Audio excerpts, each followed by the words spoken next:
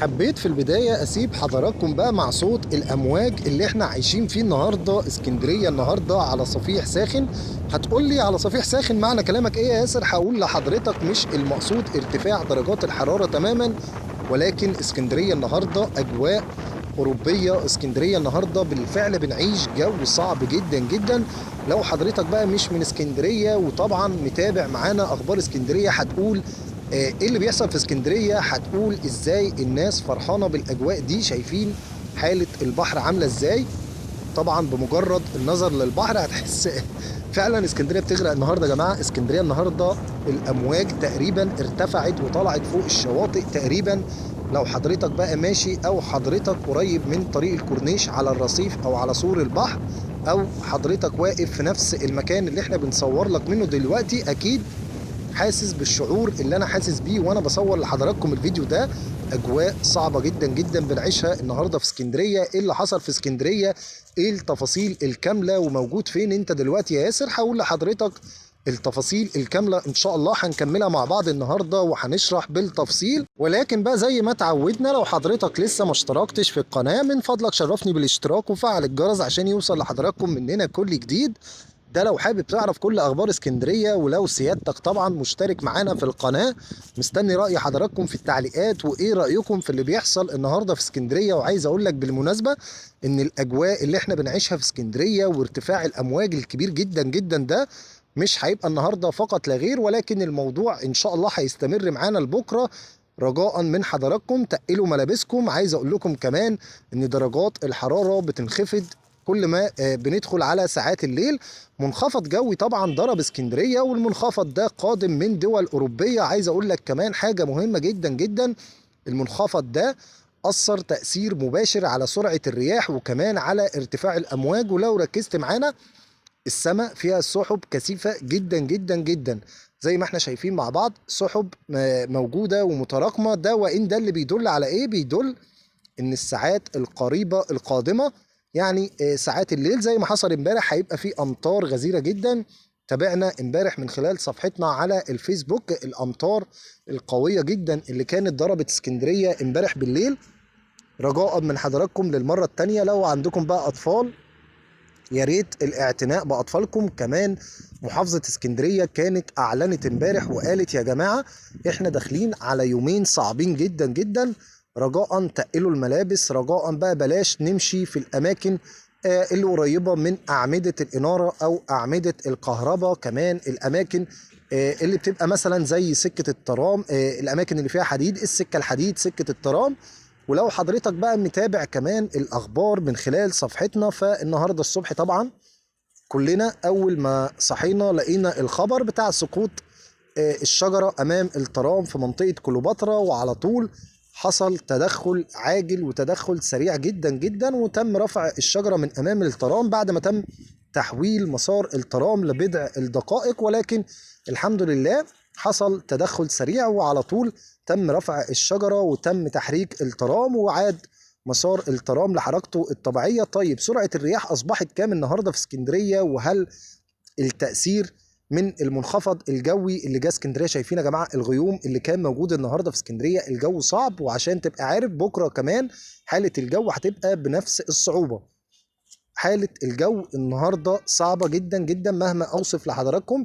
النهاردة بنعيش أجواء الشتاء، تقدر تقول انه جه متاخر، وتاخير الشتاء ده جه بقى مره واحده. الشتاء نوات متتاليه عندنا 18 نوه، فالايام اللي جايه هتبقى فيها صعوبه، فيا ريت بقى تاخدوا بالكم. عايز اقول لك كمان ان سرعه الرياح في البحر المتوسط، البحر اللي احنا واقفين قدامه بحر اسكندريه، تكاد تصل ل 85 كيلو متر في الساعه، ودي سرعه كبيره جدا. شايفين ارتفاع الموج؟ والله مش عارف اتكلم اقول لحضراتكم ايه. لون الميه غامق جدا. كمان ارتفاع الامواج قد يصل، قد يتخطى كمان الاربع والخمس والست امتار. يعني لو حضرتك قريب من البحر شايفين شكل البحر عامل ازاي، والامواج عاليه جدا جدا. ففكره انك تشوف ارتفاع للامواج يصل لاربعه وخمس وست امتار، دي من الحاجات الصعبه اللي مش بتمر علينا كتير في ايام السنه. حالة البحر النهاردة خطيرة جدا، وده كمان اتسبب في ايه؟ اتسبب في ايقاف جميع الرحلات البحرية، السفن بقى اللي داخلة المواني واللي خارجة كل ده تم ايقافه النهاردة. يعني حضرتك لو ركزت قدامك في الصورة البحر فاضي تماما، مفيش اي حد بيقرب من البحر النهارده، سواء سفن صيادين، كل ده تم منعه تماما من التحرك داخل البحر.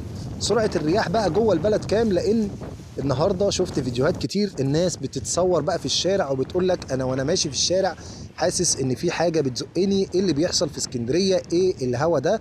اشجار كتير وقعت، حاجات كتير بتحصل. عايز اقول لك كل ده وسرعه الرياح يعني متوسطها من 40 ل 45 كيلو متر في الساعة، ده في الشوارع ده داخل المدينة.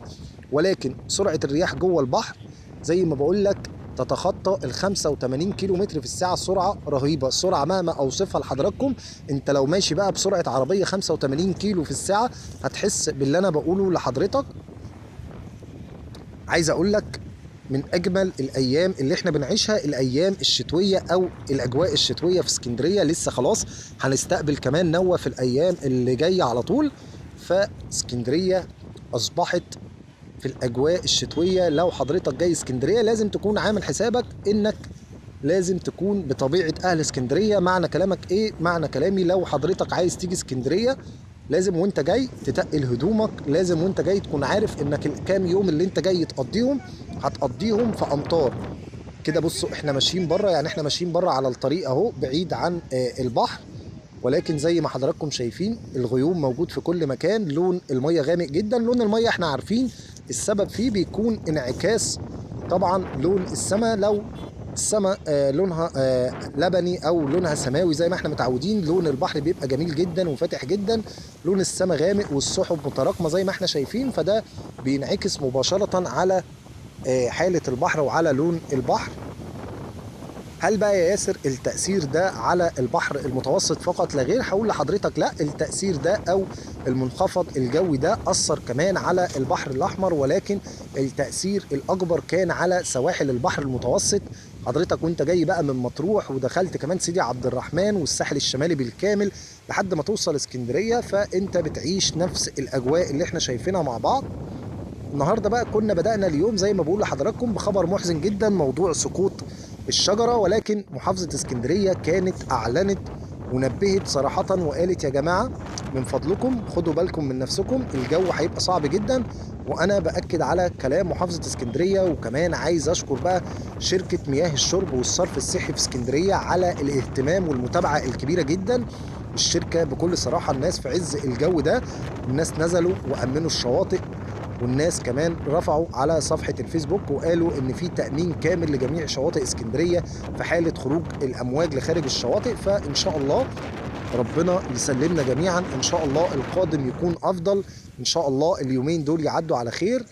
متعودين على كده، مش هقول لك حاجة جديدة بالنسبة لنا في اسكندرية، احنا متعودين على كده. ان شاء الله جميعا نعدي اليومين دول بسلام، مفيش اي حالة تم الاعلان عنها بقى سواء التعرض لصعق كهربي او الحاجات اللي كنا بنسمعها قبل كده، لا قدر الله. ان شاء الله خير، دمتم في حفظ الله، خدوا بالكم من نفسكم، وان شاء الله القادم يكون افضل. سلام عليكم ورحمة الله وبركاته.